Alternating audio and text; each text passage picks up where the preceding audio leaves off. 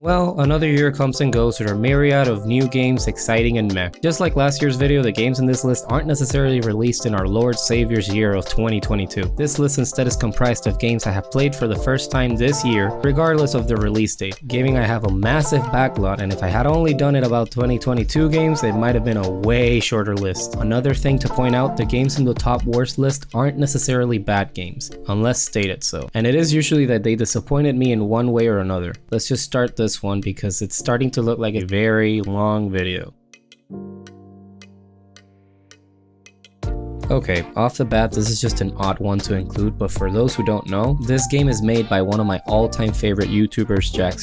I have been following him for God knows how long, and I have been a massive fan of his Jackass series and his Jai series, which this game is based off. I was excited to play a game that basically turned the Jai series into a game, that being about you and other people answering question prompts, and in this case, the funniest answer would win. In theory, it sounds like a great time, especially with friends, but in practice, the game's just boring and surprisingly unfunny, which is like the whole point. Granted, I never had the chance to play this with many friends because all of them kind of just did one round and were like, and stopped playing it and never played it again. The problem is, playing with random people flat out sucks because of how the system works, where they could vote on the funniest answer, so many people just downvoted everyone's answer except their own, so it really didn't matter if your answer was the funniest. Now, it would be unfair if I did not acknowledge the fact that the developers and Jack are aware of this issue, and as of the writing of this video, they have revamped the whole game and it is set to run better. These opinions don't reflect on the game now. So, I don't know, do try the new version though. I do think the game has potential to be a great party game and probably will play it again as soon as I find the time and the group of friends willing to try it again. But until then, that's why it's number 5.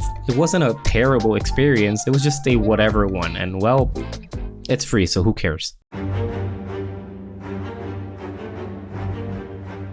This is the most recent game I have played in 2022, and as of this writing, I am still playing it. This knocked out an entire game out of this list, and I have been having a blast playing this. It pretty much has everything I am currently obsessed with, and everything I have been obsessed with for the past years. This is a roguelite, easily one of my favorite genres when it comes to indie games. This is also a pseudo deck building game, something I am heavily obsessed with lately thanks to Magic the Gathering, assaulting my wallet on a weekly basis. So this game pretty much ticked all the boxes for me right now. And to think I've had this game in my backlog for almost 3 years. Honestly, I think I wouldn't enjoy this game back then, considering my card game obsession is fairly new. I don't know. Regardless, I'm glad I finally got around to it, and I would recommend it to anyone that likes either of these two elements. Yeah, okay, I know I said that the release dates weren't gonna matter, but I played this for the first time now in 2022. This is because, like I've mentioned in past videos, growing up, I only had a GameCube, and like many people that grew up with the blessing and curse of only owning a GameCube, even though we got amazing games, there were still a lot of games that never came out in the system. And this was one of them. This is a game that I have always wanted to play and finally got the chance to, just to realize that it was most definitely way too late for me, because I did not enjoy this game at all, which is insane to me because I am 100% sure that if I had played this when I was a kid, I would have lost my shit and it would have been one of my favorite games of all time, given that all my other favorite games of the time were about destroying things. All that being said, I really don't have much to say about this game. I don't think I can fairly say if it's good or bad. I just think it's outdated and just not for me right now. But who knows? I am regressing when it comes to music. Maybe in a few years I'll regress to only liking games where I can explode cards again. I don't know. Okay, hear me out. This game doesn't look like much, but goddamn is it fun. This is just a pretty simplistic, silly game that is way too addicting for my own good. I have poured in a dumb amount of hours to it, and I am pretty sure I am going to keep adding to it. Now, at first glance, it doesn't look like much, but in reality, just like Slay the Spire, this is just another type of deck building game. But with animals, like I said, my current liking of card games are dripping into my video game likings, and that's okay. So if you like card games and stuff like this, I guess give it a try. It's just animals throwing poop at each other. What's not to love? Oh, and it's also free. Ugh. I was pretty excited for this one, given how much fun I had with its predecessor 2 Point Hospital. But there was something about campus that just didn't click for me. You do have a lot of customization when it comes to how you want to build your campus and stuff, but other than that, I feel like 2 Point Hospital is better in every other aspect. Campus doesn't feel like there is any urgency. There was times that I just didn't feel any rush or difficulties. It even got pretty boring after a while. In contrast, in Hospital, you would get this pandemic alerts or massive influx of patients and you had to figure out how to accommodate everything as quickly as possible. I never felt that once in Campus. And yeah, as Tycoon games go, I am aware that the 2 Point series tend to be more on the easy side, but I feel that Campus took it way too easy going in. And I don't know, it just gets tedious and boring real quick.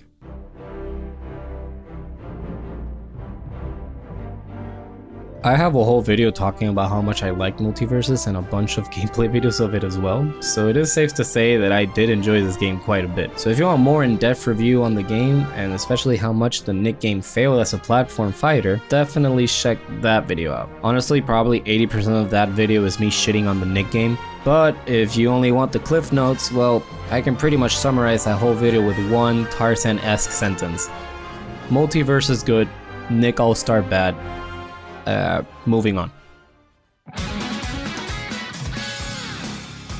Alright, we're coming in the big ones now. I am a big fan of the first Mario Striker game. I have played countless hours of it and I find it exhilarating and fun to this day. So when the new game for the Switch was announced, I was very excited, but albeit very skeptical and worried about it as well. For starters, the game looked kinda rough and empty even from the trailers. There was something about the presentation and how it looked that didn't yell gritty like the first one and not even the second one. If there is one thing I love of the Mario Striker games, is how pissed off everyone seems to be and how the game styles itself into the attitude of said anger. The new game had some of that going for it, but overall it just felt tame by just looking at it, and sadly my worries became realities. The game came out with a lack of characters and stadiums, and look, I know the first one didn't have this amazing collection either, but it's been about 12, almost 14 years since the first one. I think they could have sprung for more characters and stages. And the problem isn't that they didn't include them, is that we all knew they were just gonna add them in very small updates that would take forever for things that should have been in the game already. Like, I'm sorry, but Daisy should have been in the game since the beginning. Her whole character revolves around the sports games. But whatever, characters aside and whatnot,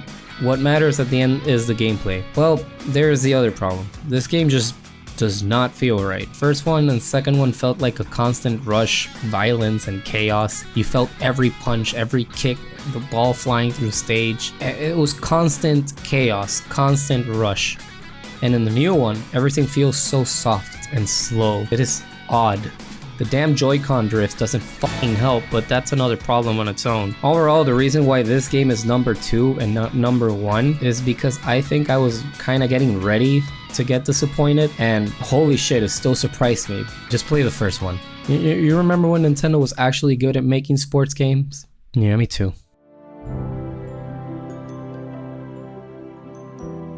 I played this game early in the year with my partner, and man, this game was so fun. I fully understand why this game won Game of the Year 2021, and it made me realize how much I miss games like this. Let's start that this game follows the philosophy that couch co-op is the best way to play. As someone who has always loved playing with people, it has always pained me how the practice of split screen and local multiplayer has slowly died and disappeared from the industry. Even games that were known for their split screen local multiplayer has lost this feature in future titles like the Halo series, Burnout, and many more. So I'm glad that this company made it their whole mission to not only make this game split screen, but their past ventures as well. And not only that, make it solely playable this way, doubling down on it.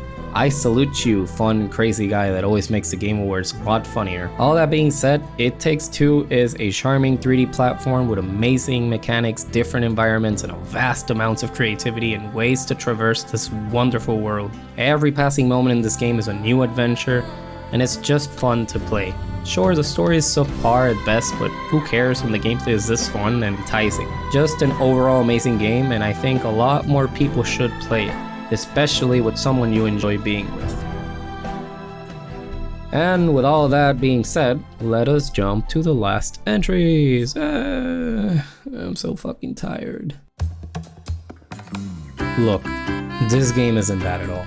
Okay, but out of every game in the worst category, this was the game that I was the most excited for and the game that disappointed me the most. Probably because, well, I had really high expectations for it.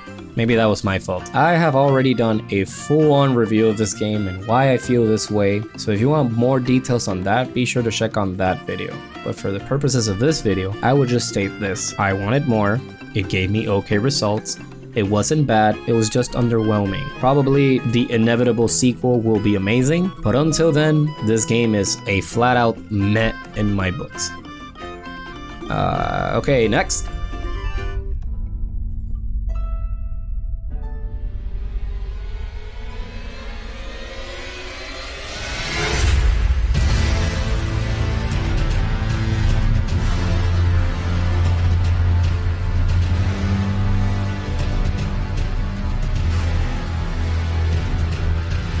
I mean, are you truly surprised? This game flat out stopped everything I was doing for 3 whole months. Everyone around me was playing it, and I'm not gonna lie, having different groups of friends to play this made this game a whole lot more fun.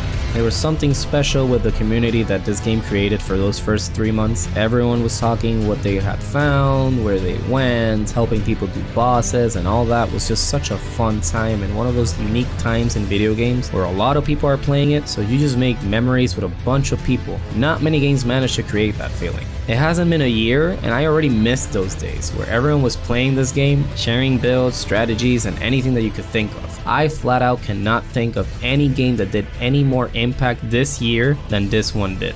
That actually felt like a genuine adventure. I know this has been stated to hell since this game has been released, but man, more games should just drop you in their world and tell you, well, go f off, good luck. Cause goddamn is it more exhilarating when you figure shit out on your own without the game developers pointing a gun at your face telling you exactly where to go. Turn left, you motherfucker, turn left!